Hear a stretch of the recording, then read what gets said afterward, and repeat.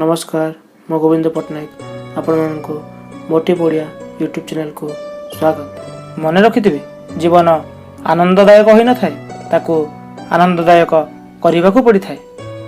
जेबे भावनार ही रोग लगी जाए सेतेबेले मनीष होश रे थाए मध्य बेहोश रे ही रही थाए। सब लोक मानकु भल भाविबा छाड़ी दियंतु काहेकि ना भितरु मनीष ताहा नुह उपरे जहाँ देखा जाती मिछ भी केते अजीब अटे ना। निजे कहबाकू भल लगे हेले अन्य माने कहले खराब लगे राग लगे। जीवन रे कठिन समय आसले मध्य दुख करंतु नहीं काहेकि ना कठिन चरित्र सब बेले भल अभिनयकर्ता को ही दिया जाय थाए। केते अजीब अटे ए दुनिया एठारे मिछ नुह सत कहले संपर्क भांगी जाए। केही भी आपणक सांगरे जेमिति व्यवहार करूना कहीं ता सहित सेमिति व्यवहार न करिकी आपण जेमिति अटंती सेमिति ही व्यवहार करंतु कहीं ना आपणक परिचय आपणक व्यवहार ही अटे।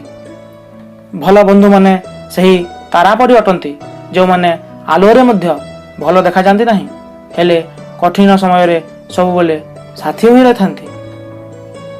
जो मानक हृदय स्वच्छ अटे खराब प्रकृतिर मनुष्य माने तांकर भरपूर फायदा उठाती।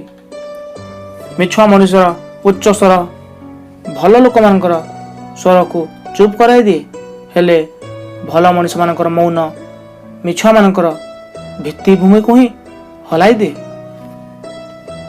दुनियार लोक मानक सह मिसिया परे जना पड़ला कि मनुष्य मानकर हृदय रे सत्यता थिबा सेते जरूरी नुह जेते जरूरी ता पॉकेट रे टंका थिबा अटे।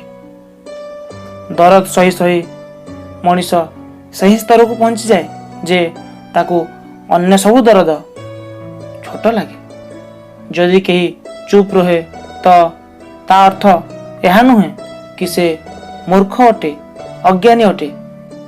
मु सब बेले बुद्धिमान मनीष मान को बहुत कम कहबार आउ मूर्ख लोक मान जरूरत ठारू अधिक कहबार देखिछि। अन्य वीडियो मानकरे पुणी देखा से जाए नमस्कार।